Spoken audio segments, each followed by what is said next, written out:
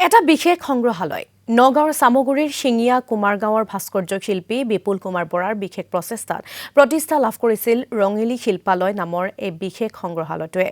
এই সংগ্ৰহালয়টোত আছে নৱপ্ৰজন্মই জানিবলগীয়া বা চাবলগীয়া বহুতো সমল। সংগ্ৰহালয়টোত সংৰক্ষণ কৰি ৰখা হৈছে প্ৰায় 100 বছৰ পুৰণি সাঁচি পাতৰ পুথি, তাল পাতৰ পুথি আৰু তুলা পাতৰ পুথিৰ লগতে বহু আপুৰুগীয়া সম্পদ। আৰু এই সন্দৰ্ভত আমালৈ এক প্ৰতিবেদন আগবঢ়াব সাংবাদিক নয়নমণি বৰাই। নমস্কাৰ, পোনপ্ৰথমে সকলোকে ইংৰাজী নৱবৰ্ষৰ শুভেচ্ছা জ্ঞাপন কৰিছো আৰু এই মুহূৰ্তত মই আহি উপস্থিত হৈছো সামগুৰি শিঙিয়া কুমাৰ গাঁৱত আৰু মোৰ সৈতে উপস্থিত আছে কেমেৰা পাৰ্চন মৃণাল বৰুৱা আৰু মৃণাল বৰুৱাক মই সামগ্ৰিক পৰিৱেশটো এই মুহূৰ্তত দেখুৱাবৰ বাবে অনুৰোধ জনাইছো। এয়া হৈছে সামগুৰি শিঙিয়াৰ কুমাৰ গাঁও আৰু কুমাৰ গাঁৱৰ যি ভাস্কৰ্য শিল্পী বিপুল কুমাৰ বৰা, সেই বিপুল কুমাৰ বৰাই ইয়াত আচলতে এটা সংগ্ৰহালয় স্থাপন কৰিছে আৰু সেই সংগ্ৰহালয়টোত আচলতে নৱপ্ৰজন্মই শিকিবলগীয়া বা জানিবলগীয়া বহুকেইটা সম্পদেই ইতিমধ্যে সংৰক্ষণ কৰা হৈছে। সাঁচি পাতৰ পুথি আছে, মই দৃশ্যাংশটো দেখাবৰ বাবে অনুৰোধ জনাইছো যে 100 বছৰ পুৰণি যি সাঁচি পাতৰ পুথি ইয়াত সংৰক্ষণ কৰা হৈছে। সমান্তৰালভাৱে যদি চাই আপুনি তাল পাতৰ পুথিও ইয়াত সংৰক্ষণ কৰা হৈছে, তুলা পাতৰ পুথি ইয়াত সংৰক্ষণ কৰা হৈছে।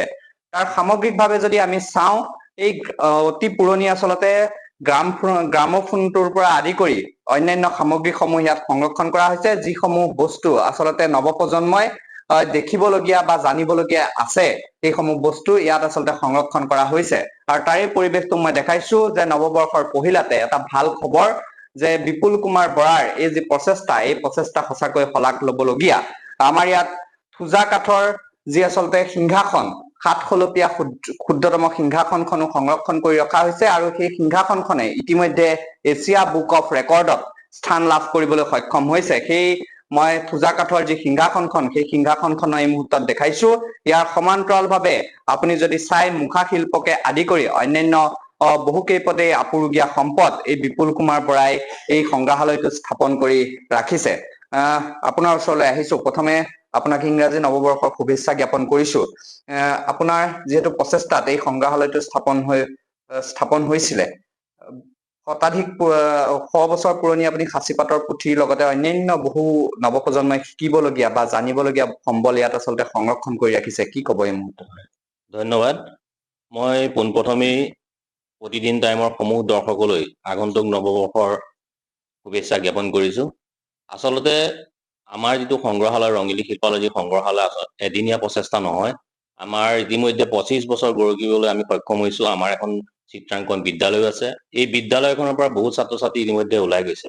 আমাৰ লক্ষ্য আৰু উদ্দেশ্যটো হৈছে যে আমাৰ যিসকল ছাত্ৰ ছাত্ৰী ওলাই গৈছে, সেই ছাত্ৰ ছাত্ৰীসকলে তেওঁলোকে আমাৰ যিসমূহ আপুৰুগীয়া সম্পদ বা নিজে সৃষ্টি কৰা যিসমূহ সম্পদ, এই সম্পদসমূহ লৈ পেলাই তেওঁলোকৰ প্ৰত্যেকৰে ঘৰে ঘৰে যাতে এনেকুৱা ধৰণৰ এটা সংগ্ৰহালয় সৃষ্টি কৰি সংগ্ৰহালয় তেওঁলোকে বনাই অঞ্চলটোত বা আমাৰ বৃহৎ সামগ্ৰী অঞ্চলত যাতে এই শিল্পৰ এটা জাগৰণ সৃষ্টি কৰিব পাৰে, সেই লক্ষ্য আগত ৰাখি আমি এনেধৰণৰ কামবিলাক কৰি আগবাঢ়ি আহিছো।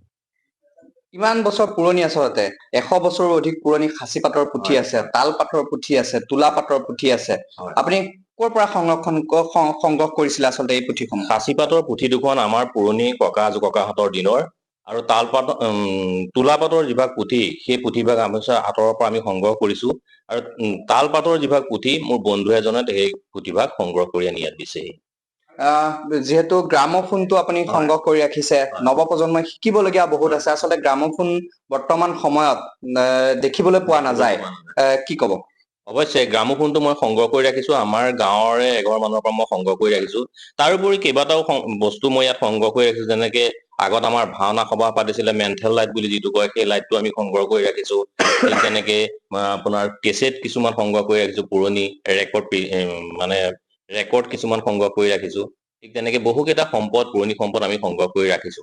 নিশ্চয়ভাৱে পৰিৱেশটো মই দেখাবৰ বাবে অনুৰোধ জনাইছো যে পুৰণি সেই কালী বাদ্যও ইয়াত আচলতে সংৰক্ষণ কৰা হৈছে, যি কালী বাদ্য বৰ্তমান সময়ত আচলতে দেখিবলৈ পোৱা নাযায়, অতি আচলতে দুৰ্লভ। সেই কালী বাদ্যও ইয়াত সংৰক্ষণ কৰি ৰাখিছে। সমান্তৰালভাৱে মুখা শিল্প আছে, মুখা শিল্পকে আদি কৰি শংকৰী কলা সংস্কৃতিৰ বহুকেইপদ সামগ্ৰী এই স্থানত ইতিমধ্যে সংৰক্ষণ কৰিছে।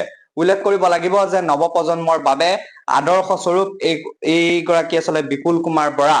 সেই বিপুল কুমাৰ বৰাই বিগত 25টা বছৰে নৱপ্ৰজন্মক কিদৰে আচলতে সাংস্কৃতিক ক্ষেত্ৰতে হওক বা শংকৰী কলা সংস্কৃতিৰ ক্ষেত্ৰতে হওক জ্ঞান দিব হয় পাৰি তাৰ বাবে নিশ্চিতভাৱে এই সন্দৰ্ভত নয়নমণি বৰাইক প্ৰতিবেদন আগবঢ়ালে তেওঁক এই মুহূৰ্তত আমি ধন্যবাদ জ্ঞাপন কৰিছো।